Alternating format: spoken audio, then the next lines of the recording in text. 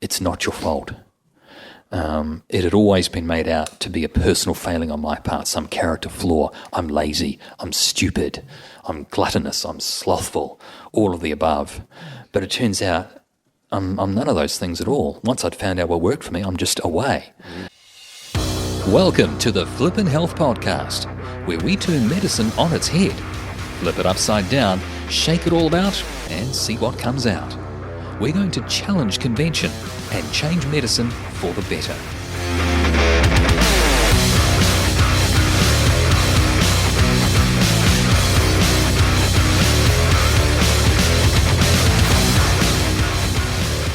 Hello, I'm Grant Schofield. And I'm George Henderson. Welcome to the Flippin Health Podcast.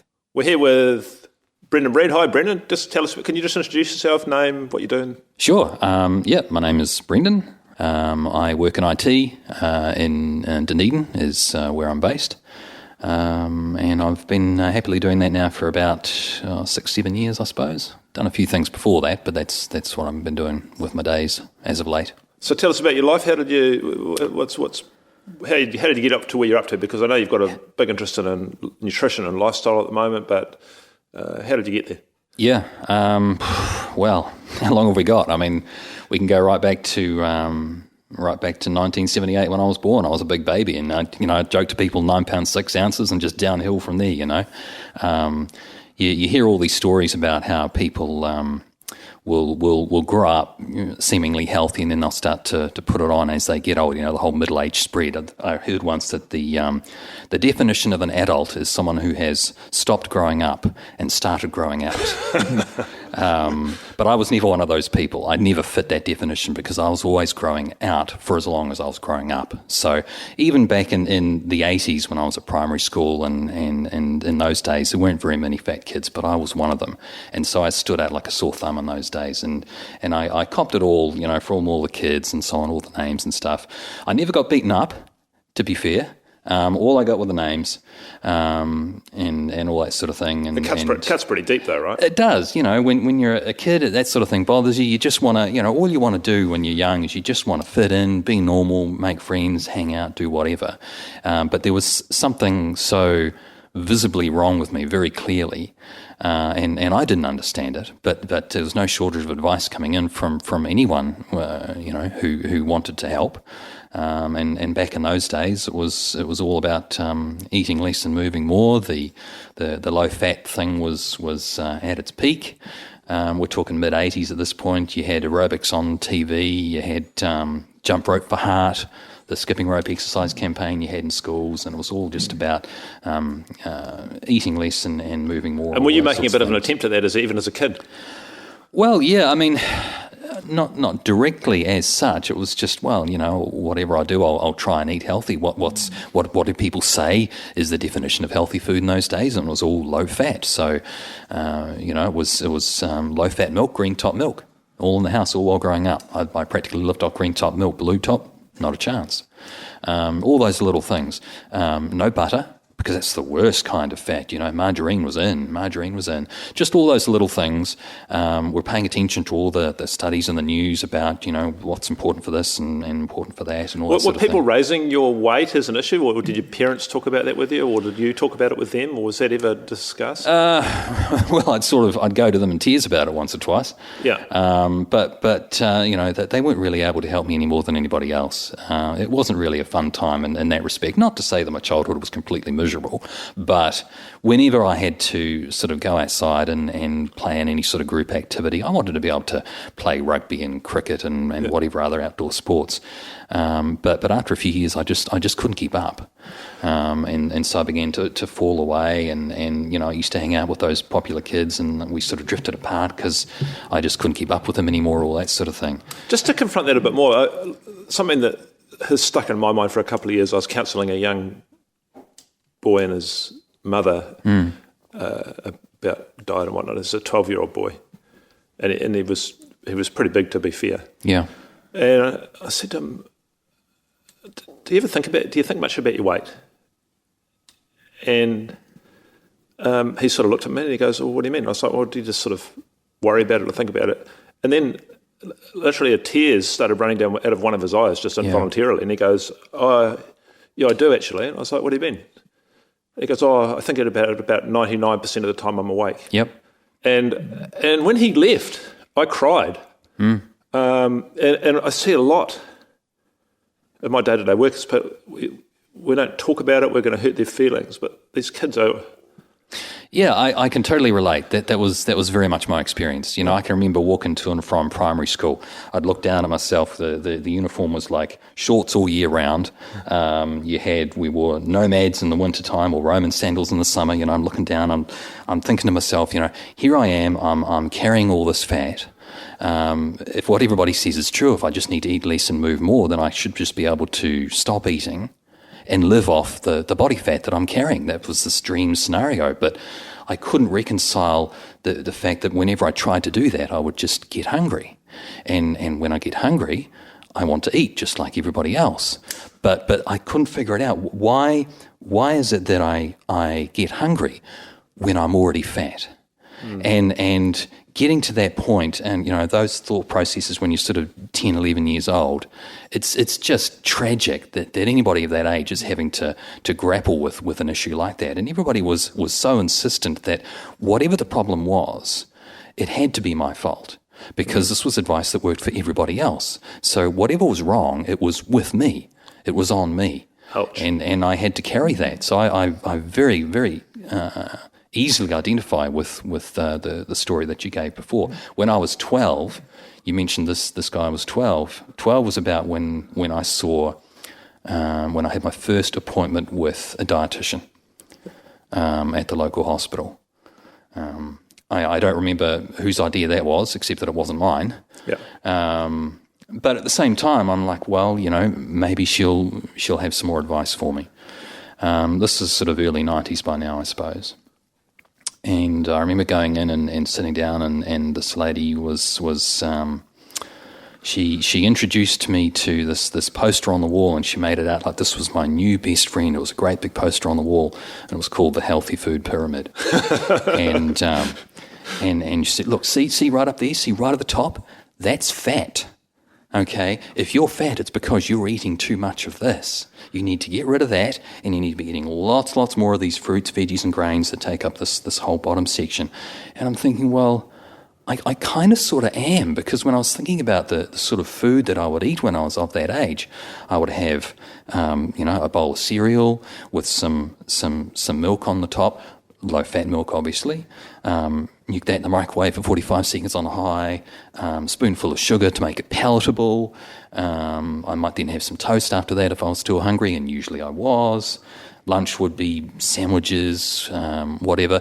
Not takeout very often at all. That would just be like once a week on the weekends. And dinner time would be your standard, meat and 2 or 3 veg, some spuds, mixed veggies, mince, whatever. It was fairly straightforward stuff. So you got this thing going on though, right? Because that's what most kids were eating, but there's profound variations in people's body shape. Well, that's exactly right. I thought, well, okay, it didn't seem like there was much fat to cut out of my diet to begin with, and it seemed like I was already eating lots of, certainly the grains. The veggies, I mean, they were always a challenge for kids of any age, but I remember thinking a massive boost one day was the day I realised how much more appetising veggies came when you would drown them in tomato sauce. And I was thinking, that's great, because tomato sauce comes from tomatoes. Whether tomatoes are a fruit or a vegetable, I don't care, because they're part of the food pyramid down at the bottom there. So that was a great win-win. Add tomato sauce to my veggies, that's just great, you know.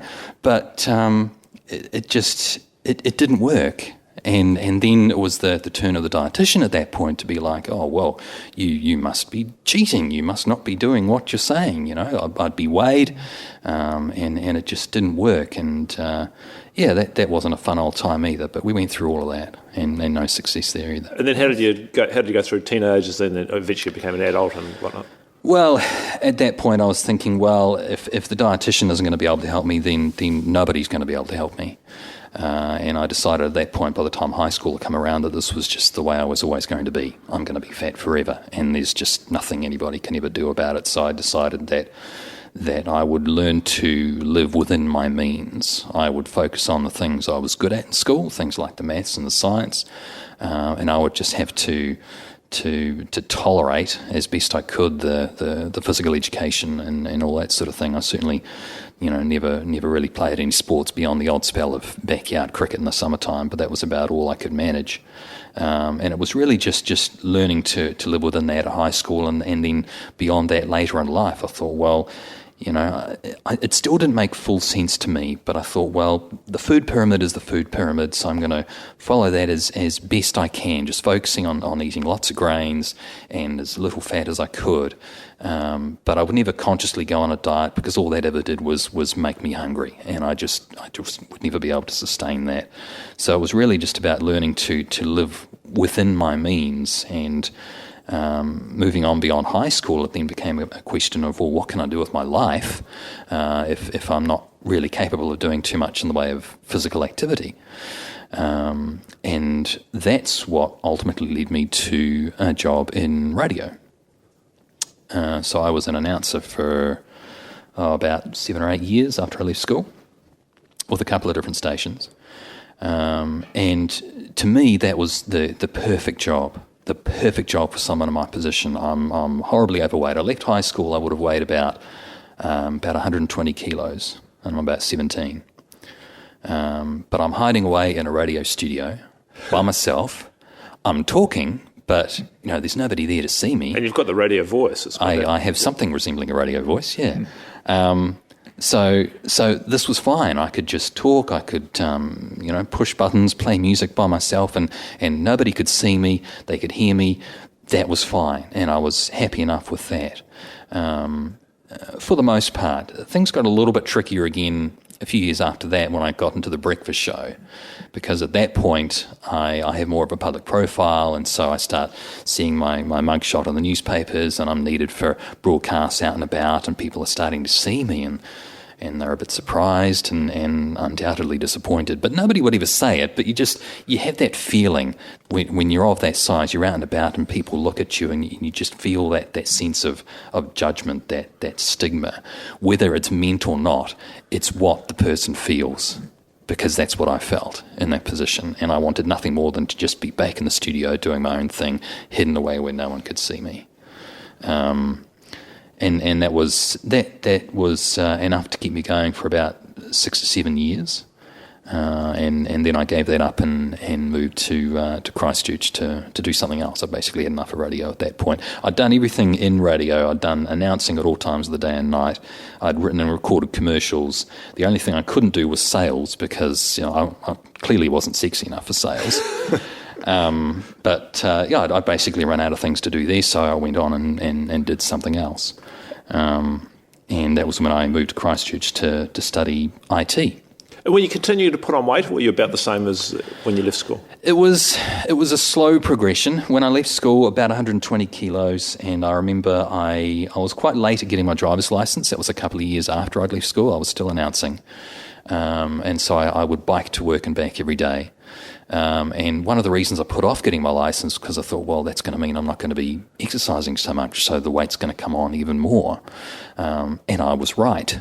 I got my driver's license, would have been about 19 or something. And the weight just started to creep up again. We're sort of talking 125, 126, 127, that sort of thing. It kept climbing. As it had always done. I'd never known it to be anything different. I'd never lost weight at all in my life to that point. All I'd ever known was for it to just go up and up and up. And when did the point come where you tried something different? Well, there are a few things I tried over the years. I remember thinking at one point, I saw this buzz in the news in the early 2000s. There was some diet making the news at some point called the Atkins Diet, and all the experts at the time were saying, "Oh, that's nothing like what the food pyramid says. That's crazy. That's dangerous. It'll kill you." And so I listened and I avoided it. I'm like, okay, well, we'll forget about that. What else is there? Fast forward a few years, I'm working in IT. And I heard something else in the news about sugary drinks and how they were no good. And, I was right into the soft drink at this point. People were saying to me, you should get shares in Coke, with the amount of stuff that you drink. And I thought, well, let's give that a shot. Let's just see what happens. Not expecting it to do anything because everybody had always been about the fat. Well, let's see what happens if we cut out the sugar. So I quit soft drinks. This would have been about May 2010. And from there, for the next 5 or 6 months, I lost 5 kilos. And that was the first time in my life that I'd lost any weight. And all I'd done was stop the soft drinks. And I'm thinking, wow, this is crazy. This is exciting. Just 5 kilos. I'm still a monster. I got down from 135 to 128, 130 or something like that. So I'm still really huge, but to me, this is the first time ever I've lost weight. There's got to be something more to it. So what else that has sugar in my diet can I look to get rid of, And I'm looking at bottles of fruit juice, for example. I'm like, well, yeah, but they come from fruit. And fruit's in the eat most section of the food pyramid, so that's got to be good for me. So I've got to have my fruit juice still, right? And it all got really confusing, and I couldn't figure it out. And it was really frustrating that, okay, well, I seem to have stumbled onto something here with the sugar, but I was still not able to find a way through it. And what do I do next beyond the sugary drinks? I couldn't figure it out. This was in Christchurch, so 2010, the earthquake startup. And that was a whole new set of challenges in its own right, dealing with the aftershocks. The big ones, I remember the first one, the September 2010 quake. That one was in the middle of the night, and that was crazy scary, as you can imagine. But it was easy to sort of rationalise it at the time and think, well, it was scary at the time, but it's over now. And you can just sort of file it away under one of those crazy life experiences that you hope will never happen again, except that it kept happening again. You had aftershocks 24/7, day in, day out. And that just played absolute havoc with my sleep and my stress. I'm living constantly on edge, and the weight loss stalled straight away.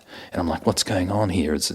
I could tell that I was stressed and I wasn't sleeping, but I didn't think that would have anything to do with it. But it seemed to me that maybe it was a factor. I wasn't sure. But I thought, well, yeah, okay, this isn't working for me. I need to get out of town. And so I started making plans in the new year of 2011 that I would leave Christchurch, and I'm starting to, offload a few possessions and that sort of thing. It's interesting with that. I did some work back then with the Heart Foundation when they still liked me.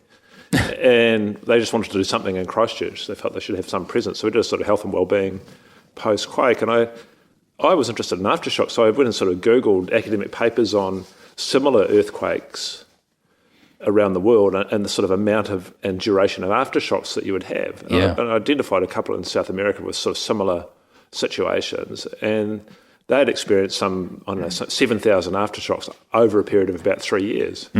And I mentioned that in the sort of couple of months after the quake to the Heart Foundation and then in the community talk, and people were just like, well, we're aghast, going, well, we probably shouldn't tell people that, and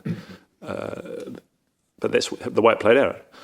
Yeah, and nobody really knew what was going to happen, except that the assumption was at some stage the aftershocks are going to die down. And by the new year, sort of January, February, you sort of felt like, well, maybe that's the worst of it, maybe it's all over.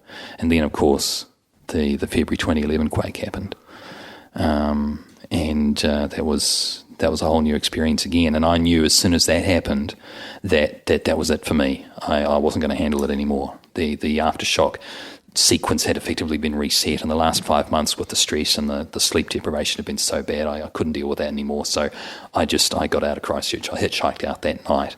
The carport had come down in my car, so I couldn't get out of my own accord. I had to hitch. But there was no shortage of traffic leaving town that day, obviously. And you got to Dunedin? I made my way down there. Took a couple of years to get to that point, and then finally, sort of into 2012, I ended up in Dunedin with a new IT job down there and just sort of start again. But I was still, even at that point, struggling with the weight, with the health. I was so happy to be in a place that just wasn't shaking anymore. So I was glad to have that part of my life behind me, but I was still left with this issue of my health. Even in Dunedin, and so I would just busy myself with my work the first couple of years I was there.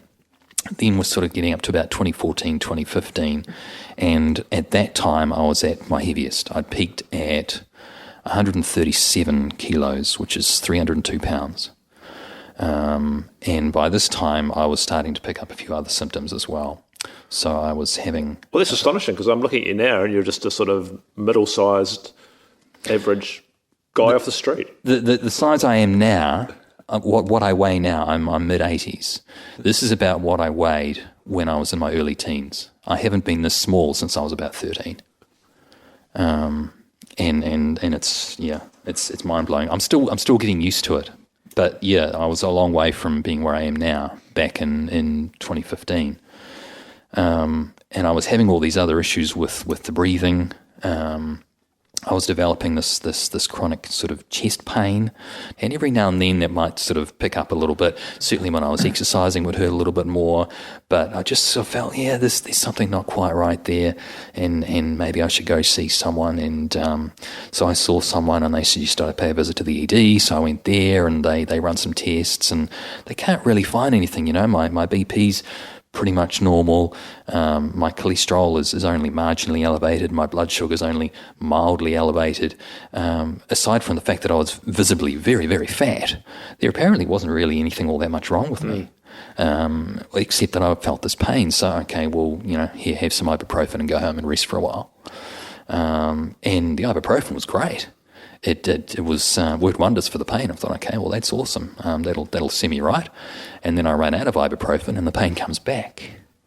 And I'm thinking at this point, well, okay, so maybe the ibuprofen is not necessarily addressing the cause of the issue. It's really just dealing with the symptoms. It's dealing with the pain.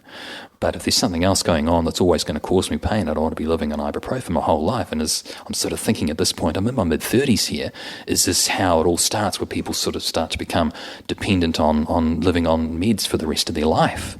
And that was kind of scary in its own right. So I'm going back to doctors, back and forth, and being referred to various people around the place. What can they do?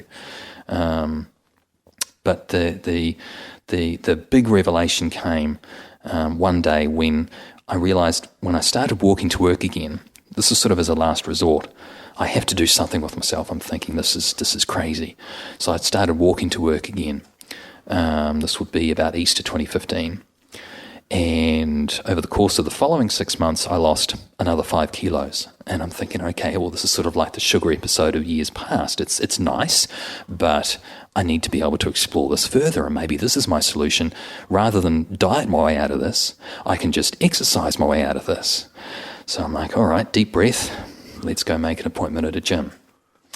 And this was something that I'd sworn I would never do for so long. Anybody who knows me will be thinking, wow, this is a pretty big deal. And I never wanted to tell anybody. This was such a massive, massive secret. I didn't want anybody to know that I was going to do this.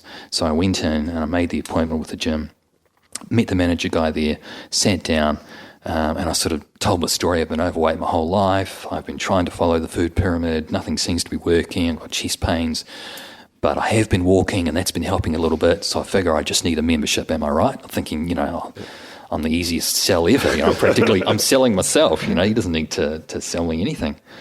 And the answer he gave me was the last thing I expected. He said, mate, there's nothing I can do for you.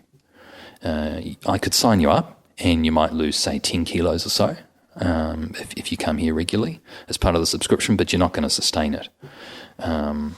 We need to look at something that you can do for yourself and maintain for yourself. I think we need to look at what you're eating. And I'm like, oh, here we go. Someone else is just going to tell me to eat less, move more. Yeah. And then he brings up this website on his computer, and it was called The Real Meal Revolution. And he says, look at this. You can eat bacon and eggs and lose weight. And I'm thinking, as I'm looking at this website, this kind of reads like Atkins. And I'm sort of thinking back to when it was big in the news in the early 2000s. Wasn't that discredited years ago? All the experts saying that doesn't work. That doesn't work. It's crazy. Why are you telling me this? And he made a very good point that I couldn't refute. He said, mate, I've been in this business for 20 years. I wouldn't be in this position if I wasn't capable of giving people advice that worked for them. And this is what I think will work for you. And And I'm like, well, yeah, but if you're right, then that means everybody else is wrong. and I didn't know what to do. And finally he says, all right, I'll tell you what, normally there's a charge for your appointment. You know what I've told you today. You can have that at no charge. And I'm telling you, you should go away and try it. And if it doesn't work, then that's fine. No harm done. If it does work, come back and pay me back later. And I'm thinking, oh, well, okay, at least this isn't going to cost me any money anymore, you know. That's some pretty ethical behaviour. Yeah. It was the most amazing person, and I had no idea at the time that this guy would totally change the direction of my entire life. At the time, though, I was furious. I was confused. I was upset. I was just like, I couldn't reconcile this, but this guy was so sure, even though it went so completely against everything else that had been told to me my whole life. And finally, after a few days of sulking and moping about it, I thought, well, the only way I'm going to prove this guy wrong is to try it. If it doesn't work, well, you know, I'm dead anyway. I was that low at that time. So I thought, well, okay, let's give this a shot. But I thought, well, if I'm going to do it, I'm going to do it properly. I don't want to sort of muck about it. I want to take it seriously. So let's look up the website. Let's look through some of the resources. Let's watch some videos. Let's, you know, get let off onto YouTube and watch this and buy a book and read that and all that sort of thing. Not expecting at all, at any point in time, that it would do me any good. But it started working straight away. And even after the first few weeks, I'm thinking, this could have been anything. This is just a coincidence, you know. But I thought, well, let's just keep writing it out and see what happens. And it kept working and it kept working. And by Christmas 2015, I've lost 10 kilos. And I think, oh, this could be something worth hanging on to, you know. So it sort of developed into a mindset of, well, I'll keep doing it for as long as it works, and we'll just see where I go. I couldn't set goals because I'd never been skinny, so I had no idea about what I was capable of becoming.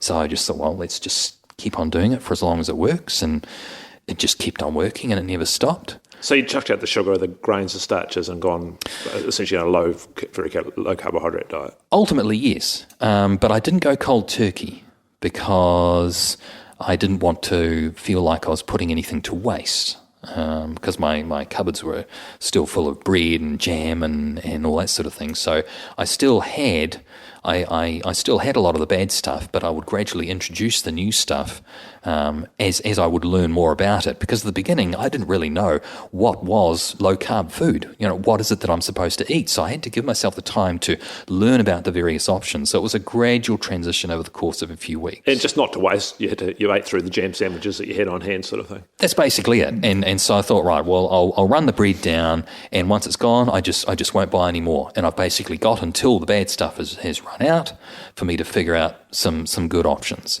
So I transitioned into it over the course of about a month. And I know some people who go to low carb, they have this they have this experience where they drop a whole pile of weight initially, the water weight, and that never happened to me, I presume, because of my sort of gradual transition into it over a course of 4 to 6 weeks. But even then, I started October. You know, come the new year, 2016, I was set to go. I was already underway. I've been at it for a couple of months, and let's just see how things go from here. And it just kept going for most of 2016. I remember getting to the period of about April 2016, about Easter of that year. By that time, I'd been low carbing for about 6 months. And in the 6 months prior to that, when I'd just been walking on its own, without the low carb, I'd lost 5 kilos. In the following 6 months, with walking plus low carb, I'd lost 26 kilos. That's a kilo a week for 6 months. And if I was to have made the assumption that maybe 5 of those kilos was maybe due to the walking again, since that's what happened with the walking on its own, then even taking those 5 kilos out of the equation, that made the low-carb diet more than 4 times as effective as the exercise had been. So people talk about the 80-20 rule, and that's clearly what seemed to be applying for me in this case. That was very much a case of the diet playing a good 80% plus of the role. And so then talk us through the rest of that year and then how you got to where you are in the mid-80s. That's still a massive amount. Yeah, so I keep going. I was sort of at that point over the early stages of 2016. I thought, well, maybe now I can set some goals. My first goal, sort of January 2016, was to get back to 120 kilos because that was what I was when I left high school. And I was so proud of myself. Yay, I'm only 120 kilos. But it was still the smallest I'd been at that point in about 20 years. So it was something. And I kept going, and I thought, all right, let's see if I can make it to 110. Let's see if I can make it to 100. I thought, well, maybe 100 is about where things might start to level off. I want to keep going for as long as it works, but I assumed that at some point I'd just start to level off at some point naturally. So I just thought, 100 would be a nice round number. But to ever get to double figures still was just like a dream too far. But I keep going with it, and it just continued to work. And I was astonished at how long it continued to work. By the winter, was sort of about 8 months in, I'd lost 35 kilos. So it was still a kilo a week for about 8 months straight. And it was only then that it just started to level off. And by the spring, after low carbing for about a year, so October 2015 to 2016, I'd lost 45 kilos. And I thought, it'd be really nice if I could just, lose another 5 and say that I've lost 50 on a low carb diet. So I kept at it, and it took me another 3 months to lose that last 5, but I made it. I weighed myself New Year's Eve 2016, 82 kilos. I went from 132 to 82 in the space of 15 months. And what are people saying to you? I mean, obviously, we're talking about several whole new wardrobes. We're talking about looking like a completely different person. The wardrobe thing's quite interesting. I felt like I was taking a trip back through time, because all while growing up and growing out, obviously, I'd kept a lot of clothes from the era. So my clothes were getting less and less fashionable. As I worked my way back, I've got these horrible bright coloured polo shirts and all sorts of things. I could see a trend coming through, not chucking out the food, not chucking out the... Yeah. Hanging on to the food, hanging on to the clothes. I did have a bit of a clear out at one stage, but I held on to certain things that were of certain sentimental value, and they would sort of sit at the back of the wardrobe. Wouldn't it be great if one day I could fit into this 2XL bright yellow polo shirt, as horrible as it looked?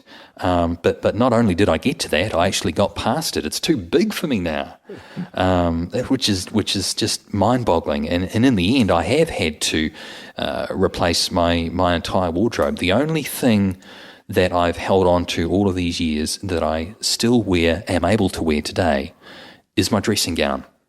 I had a dressing gown when I was in my teens, and it got too small for me at that point, so I stopped wearing it. But I held on to it for like 20, 25 years, and now I can finally fit it again. But everything else is totally new. And even then, the experience of clothes shopping itself became kind of a new thing as I was going through it, because I wasn't used to having choice. I have literally no fashion sense, in that I would be so used to having to pick things up, from the far end of the big boys aisle, and I would be so ashamed to even want to try it on in store. I'd buy it, take it home, try it on, hope that it would fit me. Sometimes it would, sometimes it wouldn't. There would be no option to sort of say, can I have it in this colour or this style? It was just such a struggle to find things that would fit. And now I have all this choice. To go clothes shopping now takes me all day because I don't know what I like and don't like. I've never had that freedom of choice before. Those sorts of things that so many normal-sized people, for lack of a better word, take for granted. And it's still new to me. I'm still figuring these things out. How do I look? I don't know. Yeah. But I've only been able to wear jeans for the last few years. The shirt I'm wearing at the moment, I don't know if it's a medium or a large or something like that. I have a polar fleece that's a small, for goodness sake. A small. I used to wear things that were 5XL, 6XL. And I'm working my way through all the X's and through everything else, and most of my stuff now is medium or large. In some cases, it's a small. It's mind-boggling. There are times when I sort of think to myself, okay, any moment now, I'm going to wake up and I've been dreaming. Or I might. It's so easy to imagine that there's like another me out there who's still the way I was. Well, there are, though. That's the thing, aren't there? Well, yeah, I suppose there are. Well, there's more than there's ever has been in the history of humanity. Yeah. Just to be statistical about it. Yeah, I suppose. But in my own case, it was just a case of, well, you know, the assumption that I was going to be fat forever and there was just nothing I could ever do about it was so entrenched that I can't tell what the future has for me now. Everything is totally changed. The world feels like it's my oyster. So hang on, did you go back to this guy? I did. I did go back to him about 10 months in, and I'd lost 40 kilos at that point. And he was just, mate, I'm so proud. You've changed your life. You know, you look amazing. I bet you feel amazing. You know, and he was so happy for me, and I was just so happy for the both of us that there are people out there who are prepared to tell people in my position not necessarily what they want to hear, but what they need to hear. And I'll forever be grateful to him for telling me that, because I wasn't sure. I was dead set against it at first. I only started it to prove the guy wrong, but he was so right, and I'm so grateful. So what were people around you saying, and what do you say back to them, and what do you say to people now? Well, I've found that whenever people see me for the first time in a while, these last couple of years, they typically want to know how I did it. Everybody wants to know the secret until I tell them. And then at that point, who knows how they'll respond. Everybody has a different response. Some people will be like, oh, wow, that's great. Or oh, yeah, I'd heard something about that, but I wasn't sure. And then others will be like, oh, yeah, I'd wondered about that.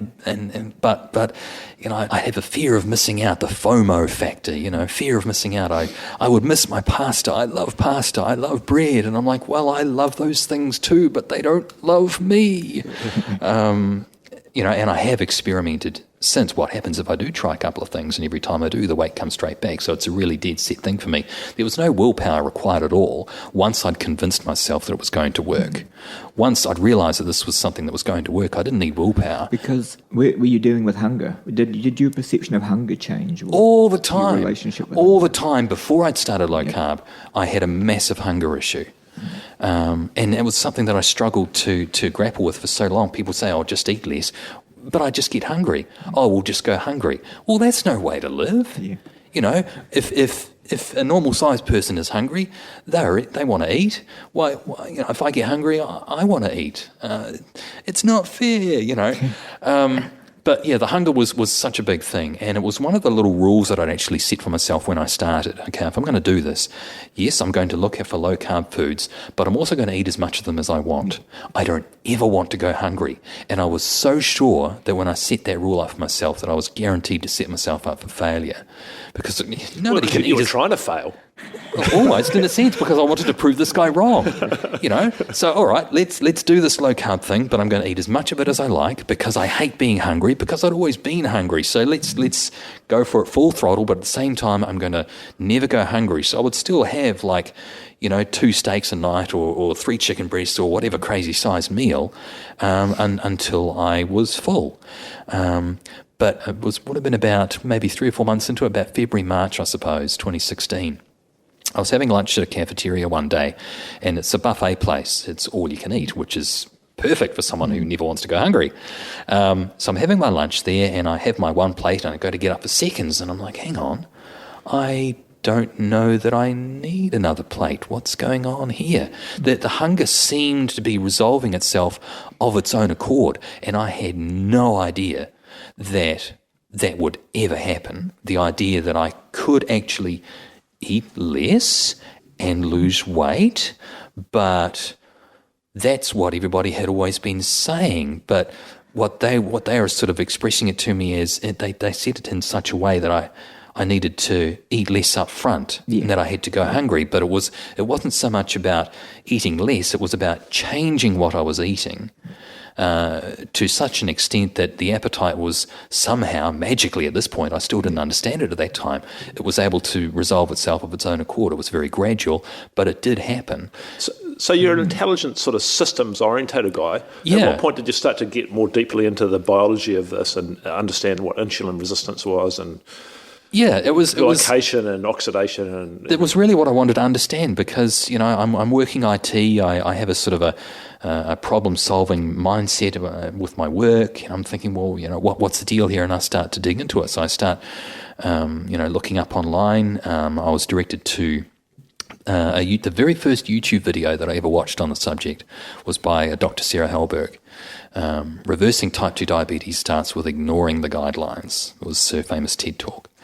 And I knew at that time, I'm not diabetic, at least not as far as I'm aware. But she did talk a lot about insulin, just as Professor Noakes had talked about on the Real Meal Revolution with insulin, and it seemed to be this common factor. And okay, so I started looking around some more, and I find another fellow, Dr. Stephen Finney, who was giving a number of presentations on what he called the art and science of low carbohydrate living, and this was some stuff I could really sink my teeth into. Here's some science, some numbers, and this is sort of all appealing to me.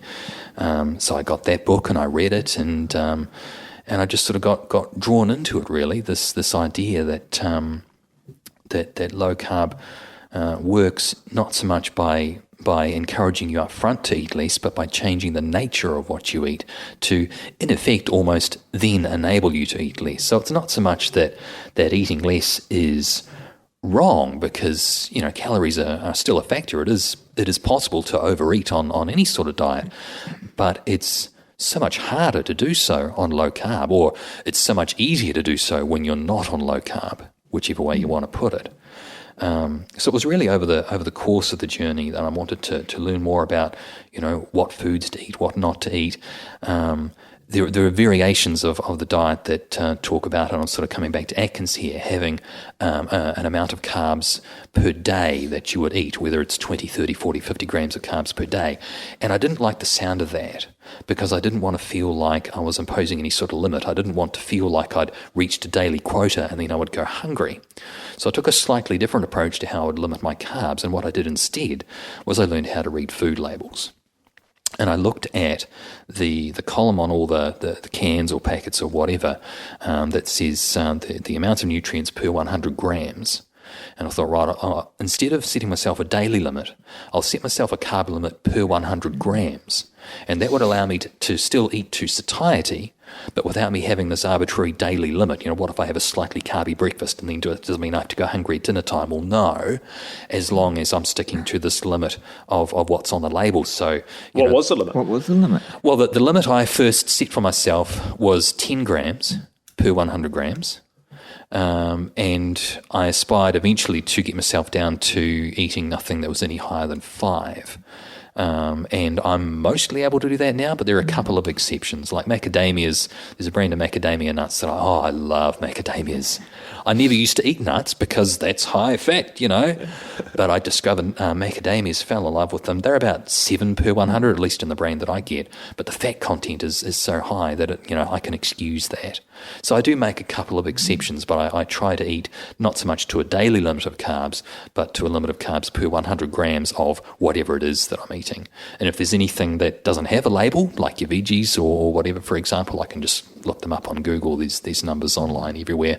Such and such is, that's 20 gram of carbs. No, it just goes back down on the shelf. And it was that straightforward for me. That was how I limited my carbs, just to a certain amount per 100 grams going by the labels. Yeah, Josephina was talking about that same principle in label reading. It's like, if you have to eat a sausage or something, you don't know what's in it, look at the carb count. If it's 5 or less, it'll be fine.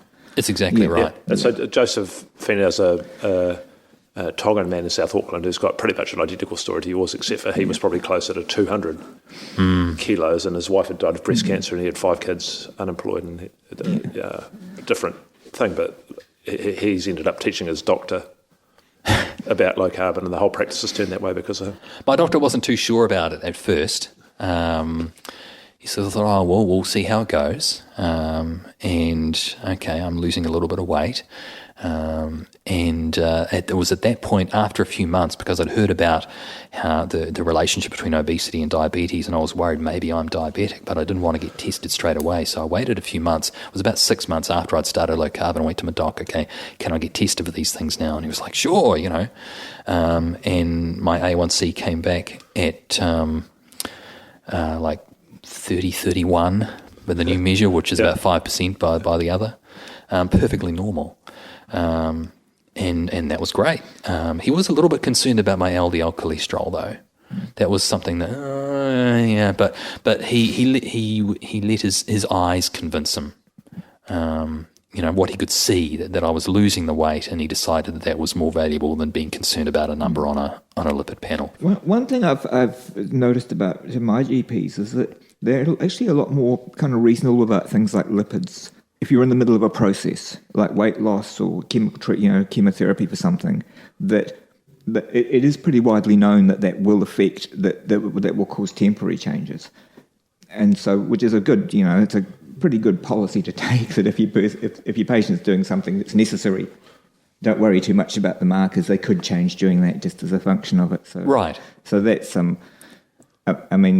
once you're stable, then they start worrying again, I suppose. But it's I have noticed that, and I thought that's a good attitude to take. That was kind of what we'd agreed at the time. So let's monitor things sort of afterwards. And so since then, I've gone back to them every year, and my numbers all pretty much come back the same. And it was one point, I can't remember if it was last year or the year before, I had the idea that maybe I could actually ask him for a copy of my medical history.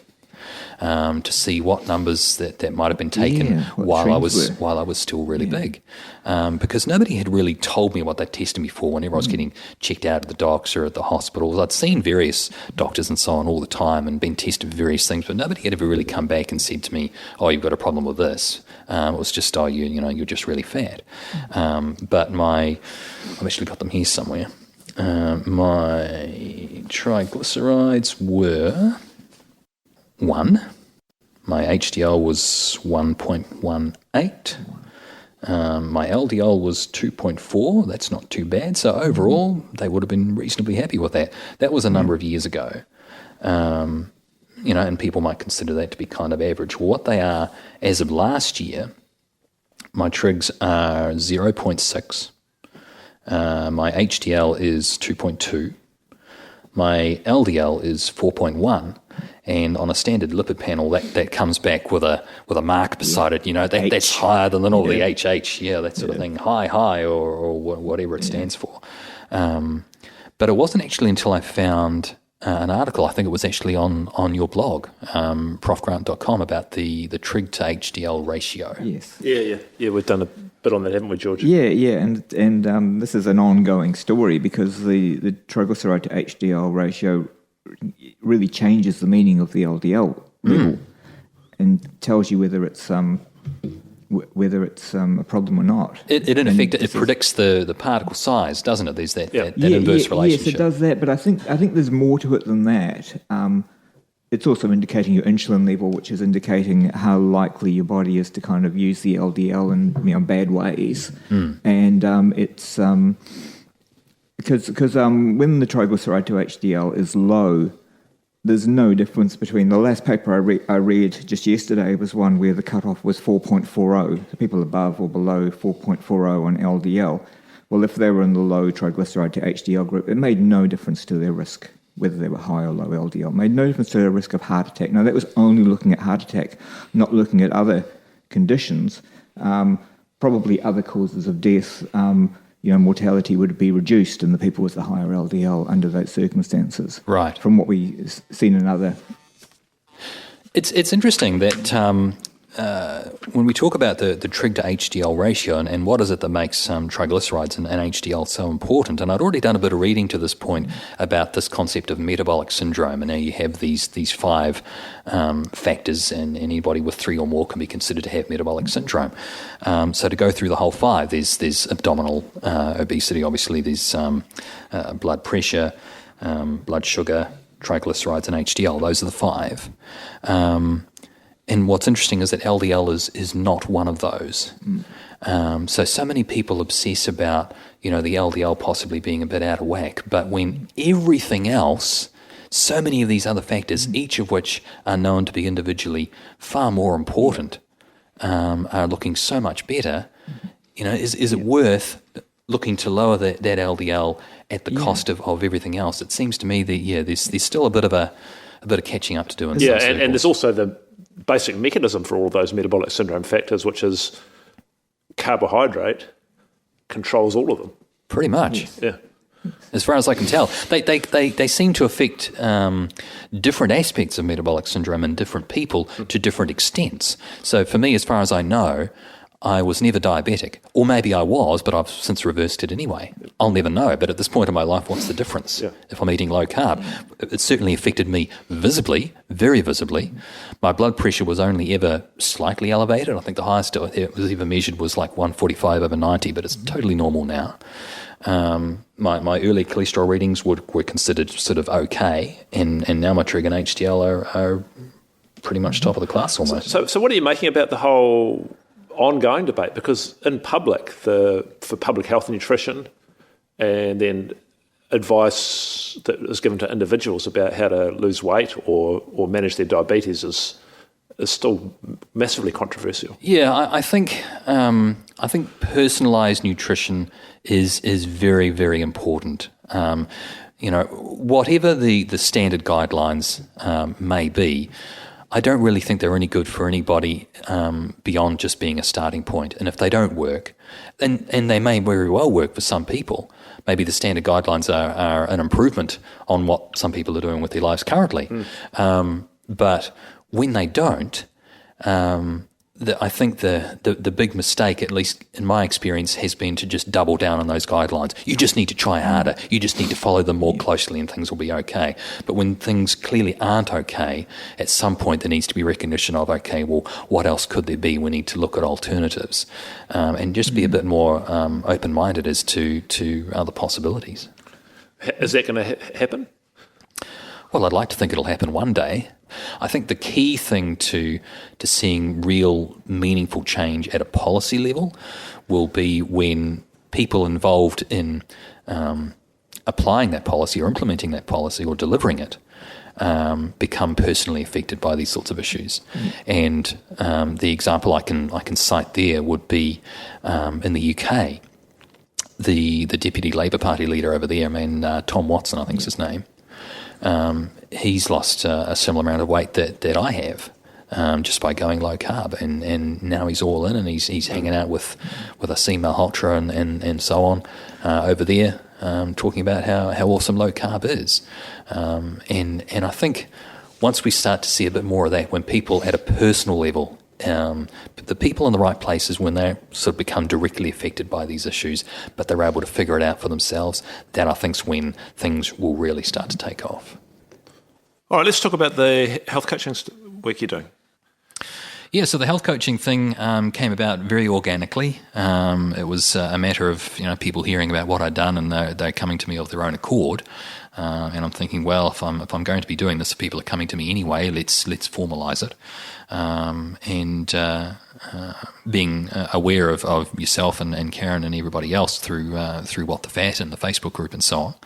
I hear about the PREKURE thing that you guys have started up, and I thought, I'll get me a piece of that. It was just really an opportunity to not just formalise what I'd already learned for myself over the course of my own journey, but also to fill in any knowledge gaps, things that I wouldn't necessarily be so aware of, that didn't necessarily apply to me personally, because my journey was very much about working out things for myself. But if I'm to get into coaching to any professional degree, then I need to be aware of other sorts of surrounding issues that didn't necessarily apply to me. While I can relate to some people who have had weight issues, I can't necessarily relate to people who might be diabetic, for example, and just the subtle differences in dealing with those sorts of things. And how's that been going for you? Well, I believe I'm about to graduate. Congratulations. Thank you very much. Yeah, it's been really, really good, actually. I appreciate the fact that it's a part-time thing because I still have my day job. I still like my day job. This is just something that I've been doing on the side to this point. So it's taken me, a few months on and off, and I've been grateful to be able to dip into it on and off to fit it around the rest of my life. But obviously the enthusiasm to see it through has been there, and I was able to finish the last module just in time to take part in this graduation for the first PREKURE class of graduates, class of 2019 or whatever we're calling it. Yeah. And so where do you see that heading for you? I'm not actually 100% sure. Whether I'd actually go into business for myself, I don't know. Until now, it's really just been a case of people hearing about my story and wanting some advice, what did you do? And I'll go read this book or go check this website out. Do you reckon you might end up combining your IT and your health worlds? Potentially. It's not something that I feel I want to get so closely into right now. I'm really more concerned that if I'm going to help people, I'm really just concerned with whatever works, whether or not that involves the IT side of things or not. I was speaking to a lady the other night who just wanted to know what it is she needed to be eating. And just rattled off a list of things. Can I eat this? Can I eat this? Can I eat that? And it was just yes, no, no, yes, no, maybe, no, yes, no. And that was all that she needed, and away she went. So you're finding that fun? That part of it's an interesting thing. Talking to other people. Yeah, to be able to help other people in that way, there's no downside to that whatsoever. And I think there's a certain something with the background that I have. Because you can imagine a lot of people who work in the field of health have always been healthy themselves. They've never been where a lot of these people currently are, and at some level I can maybe relate to a lot of those people because I lived like that for 30 plus years. It was all I'd ever known. Fat was my normal, so I can very, very easily relate to a lot of people out there who still have those issues. Yeah, I think that's an important part of it, isn't it? Do you think around when you're doing stuff, like whenever I've done stuff, I've thought, if it can help one person, it's worth it. Like, to me, that's like, just if you could help one other person, yeah, I think so. It's worth it. And if it can magnify more than that, so be it. That'd be awesome. But one's the minimum. One's the absolute minimum. Yeah, the more the merrier. But one's still good. One is still good. Yeah, absolutely. There are people I know who have been able to turn their lives around in a similar way, and that's hugely gratifying. There's, as I said before, there's no downside to that at all. Anybody who wants to get on board with this, if they've got some issues. One lady I helped out a while back, she wasn't in a very good way, and she was seeing her doc regularly, and I said to her, well, there's a few compounding issues here, so whatever we're doing, make sure you're doing it with the support of your doctor. And she's doing better. And we hear these success stories coming out from all corners of the woodwork, and they all count. There are places where people are so concerned about evidence and qualities of evidence and the importance of that discussion in academia, but out there in the real world, on the front lines, all people want is something that works. And I didn't believe that it would work because that's what I'd always been told, and I've been turned around. I can't unsee what I'm seeing, and would encourage anybody else who still is where I used to be to give it a shot, to give it an honest shot, get the support you need, wherever it needs to come from. Wrong. Prove me wrong. Prove anybody wrong. Yeah. That's what made it interesting for me was proving the guy at the gym wrong, and it turns out that it was me that was wrong all along. Yeah.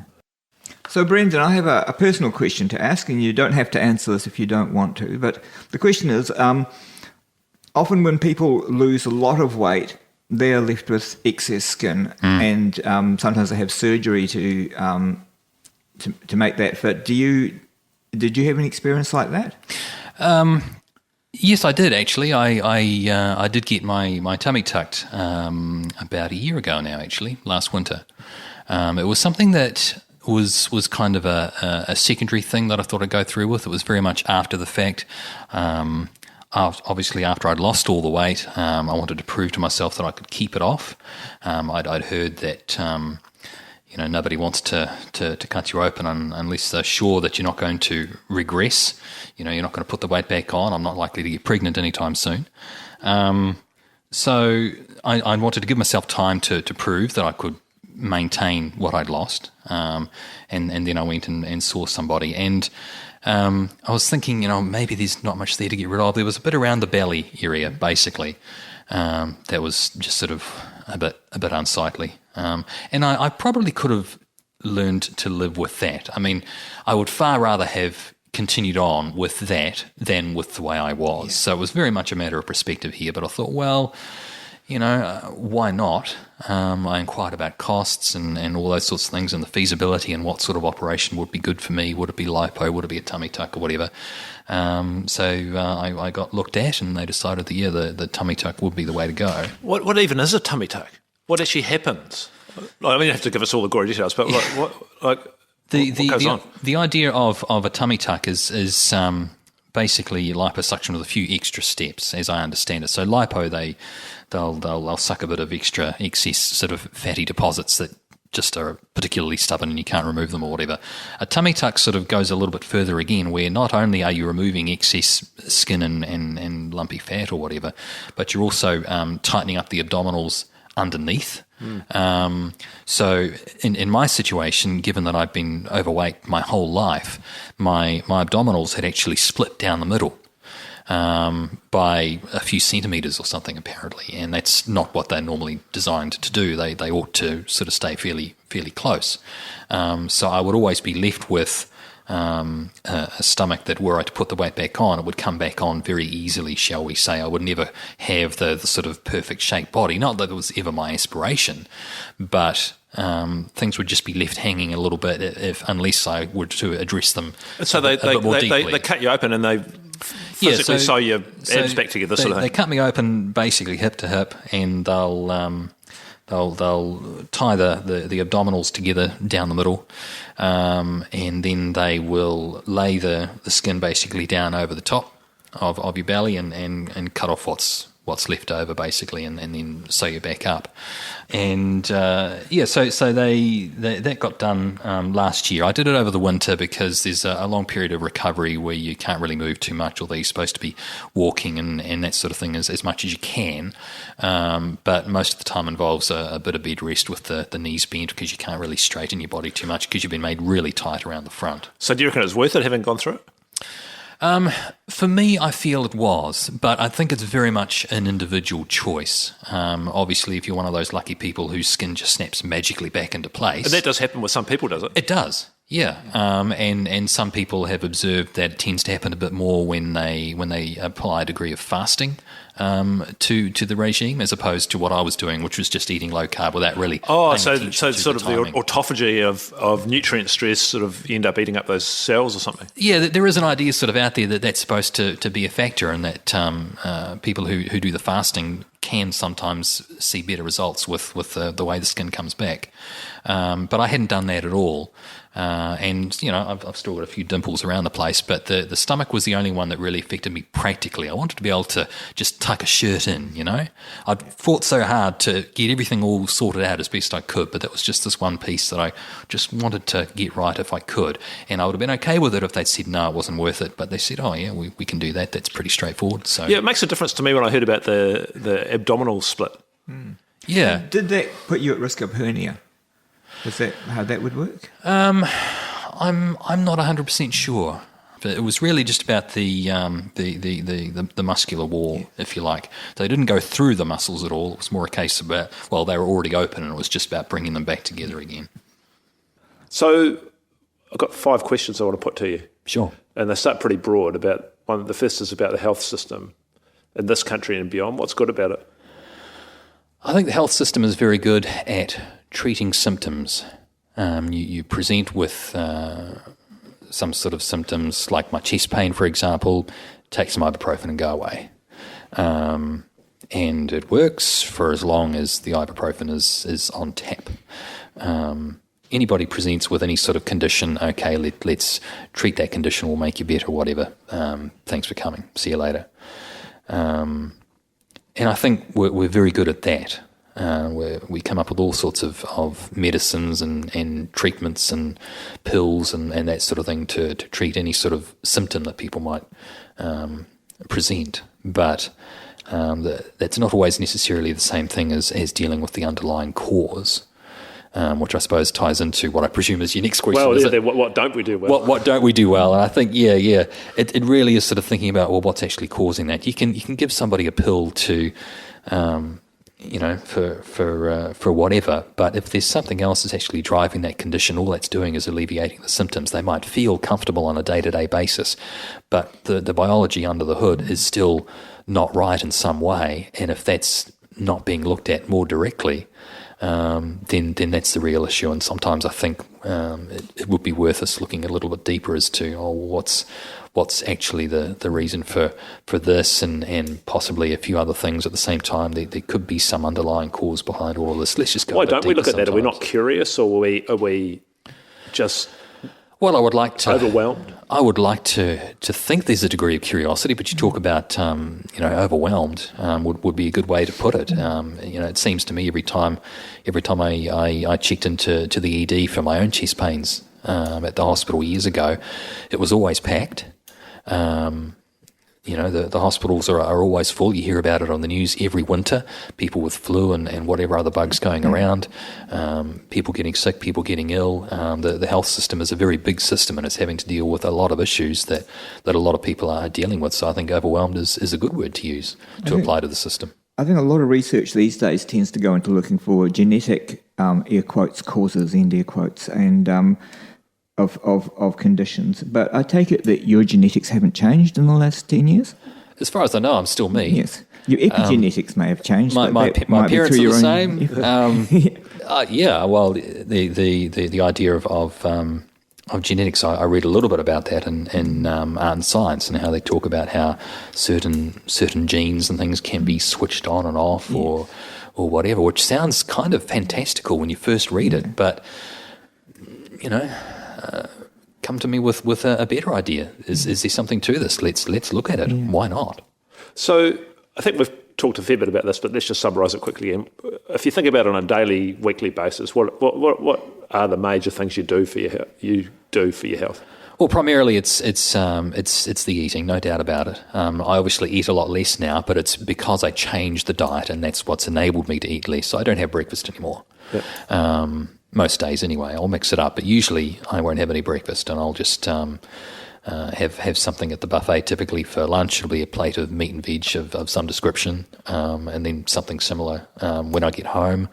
Having to learn to cook was a bit of a challenge. I used to avoid the kitchen because the kitchen was the place where all the nasty things came from that made me fat, But I've learned just enough to be able to get by with, a Monday night meal, a Tuesday night meal, a Wednesday night meal, just having that routine so I don't have to think so much about what am I going to have for dinner. Just do a day of the week thing and be done with it. I'm fine with that. I don't get bored too easily. And really the only exercise I've done all the way through regularly is just the walking. So I walk to work and back every day. It's 2.5 Ks each way, so it's a 5K round trip, so it's 25 Ks a week. And that's it. But I'd started that before the low carb, and it was undoubtedly the diet that changed it for me. So all I'm doing now is just lunch and dinner, meat and veg twice a day. There'll be eggs now and then, that sort of thing. Bit of dairy, no worries. What do you struggle with still?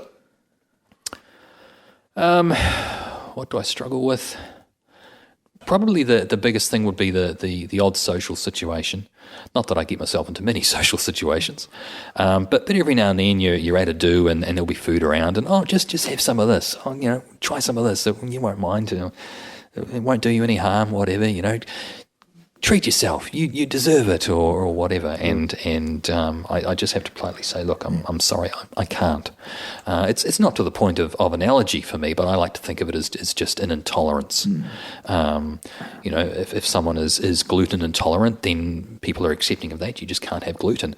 Granted, carbohydrates are a much sort of larger scale thing, a much broader category than simply gluten.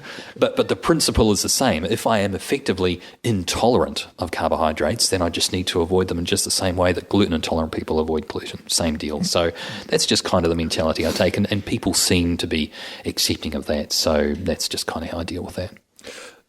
So if you had 30 seconds with someone, what would be the one thing you would say to them about their health? Well, it would depend on their current state of health, I suppose.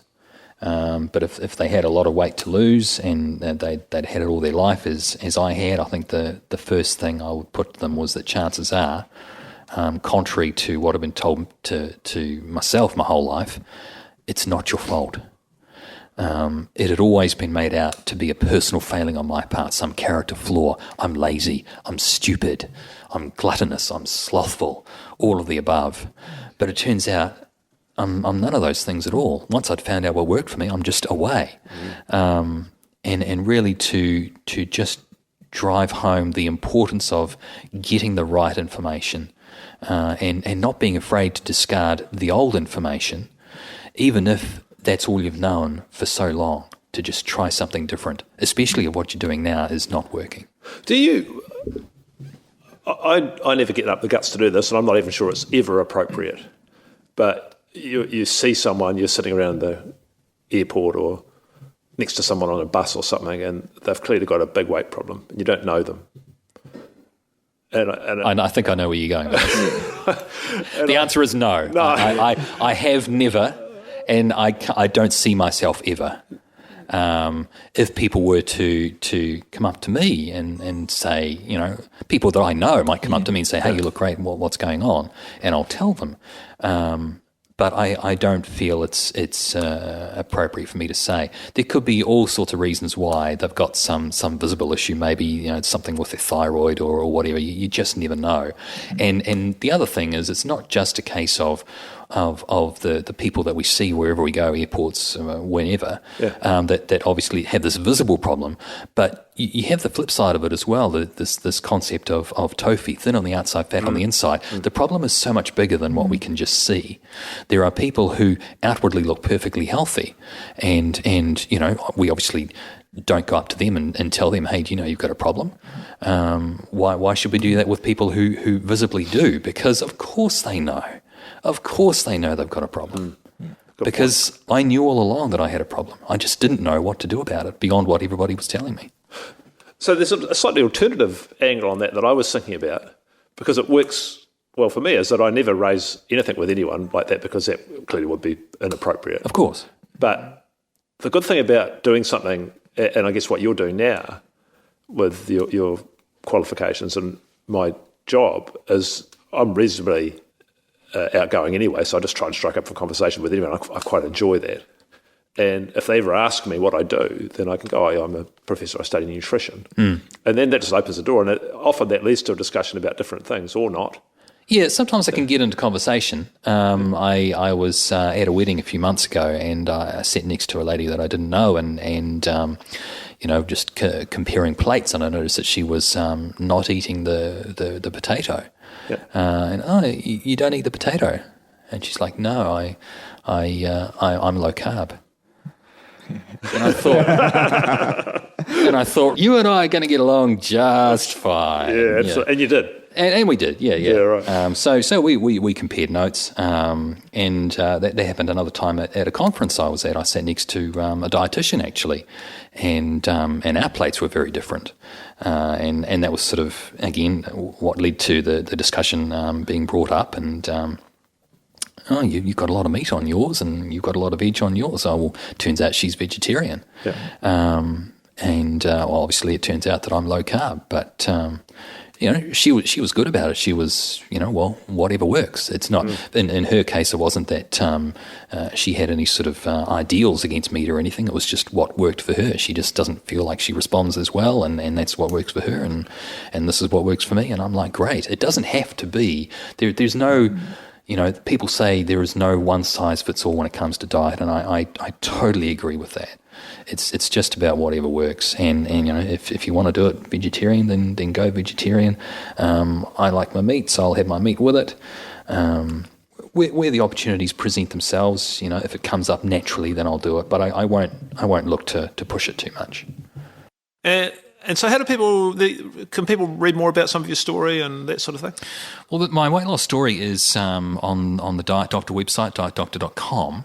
I wrote that just after I'd finished losing the weight that went up about February 2017, and that's really the details of the weight loss story. And I'm also on the What the Fat Facebook group. I tend to lurk in there. I don't have much of a social media presence of my own at this point.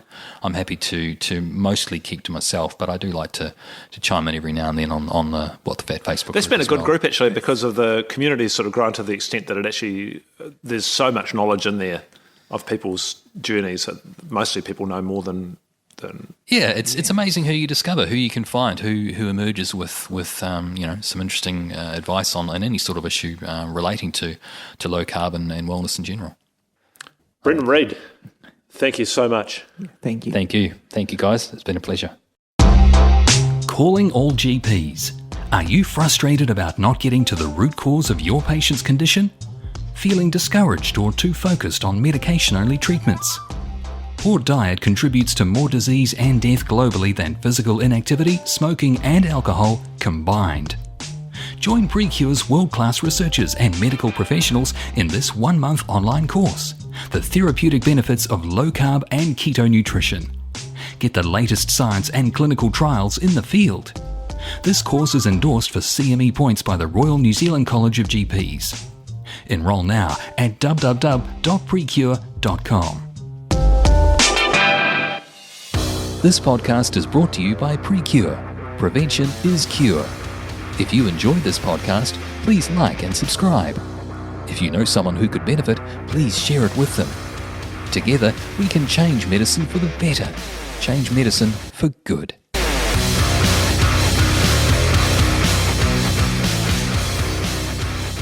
Do you want to become a PREKURE certified health coach?